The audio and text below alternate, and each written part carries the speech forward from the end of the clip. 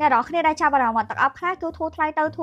ពីមួយឆ្នាំទៅមួយឆ្នាំដោយភាសាឆេប្រៃគ្រីស្តាល់នេះចឹងអានេះចំណុះពី HML ការលក់ដំបូង109ឥឡូវចុះសល់ត្រឹមតែ$89ទេហើយមូលហេតុអីដែលវាធ្លាក់ថ្លៃគឺស្រួលយល់ទេអ្នកនរគ្នាដោយសារតែអានេះវាចូលទីផ្សាររៀងយូរហើយចឹងវាមានទឹកអប់ថ្មីចូលមកអាប់ដេតថ្មីទៀតចឹងណានិយាយទៅដូចទូរស័ព្ទ iPhone ចឹងពេលដែលចេញស៊េរីថ្មីមកគឺស៊េរីចាស់ហ្នឹងវារៀងធ្លាក់ថ្លៃអ្នកនរគ្នាចឹងមិនឆ្ងល់ទេហើយមិនថាលក់ធូរថ្លៃហ្នឹងគឺគុណភាពថយចុះអីទេគឺអត់ទេអ្នកនរគ្នាគុណភាពនៅល្អដដែលក្លិននៅល្អដដែលក្លិនវាគឺក្អូបឈ្ងុយមែនតើបើឲ្យខ្ញុំហើរវាង Miss Dior ហើយភាសាឆេប្រៃគ្រីស្តាល់ខ្ញុំដឹងយកនេះហើយដោយសារតែក្លិនវាចេញមកគឺវាអត់សតន់ដូច Miss Dior ហើយវាផ្កាសតន់ប្រហែលមែនប៉ុន្តែគឺវាមានភាពមួយដែលថាមានអំណាចក្នុងទឹកអប់ហ្នឹងបែបចេញមកតុនផ្លន់តែអត់តុនជ្រាយហើយក្លិនវាបែប clean fresh ដូចយើងទៅចេញពីមុតទឹកអញ្ចឹងនិយាយទៅក្លិនវាបែប unique ខ្លាំងមែនតើហ្មងវាអត់មានក្លិនផ្អែមនៅក្នុងនេះទេចឹងតែគេដែលគាត់អត់ចូលចិត្តក្លិនផ្អែមអាចយកជាមួយនឹងអានេះបានហើយអានេះបងប្អូនអាចបានទៅធ្វើការឬក៏បានទៅរៀនក៏បានដែរសម្រាប់អានេះប្រភេទ paint របស់វាគឺ Odor Toilet ចឹងវាអត់សូវបានជាប់យូរទេប៉ុន្តែក្លិនគឺល្អ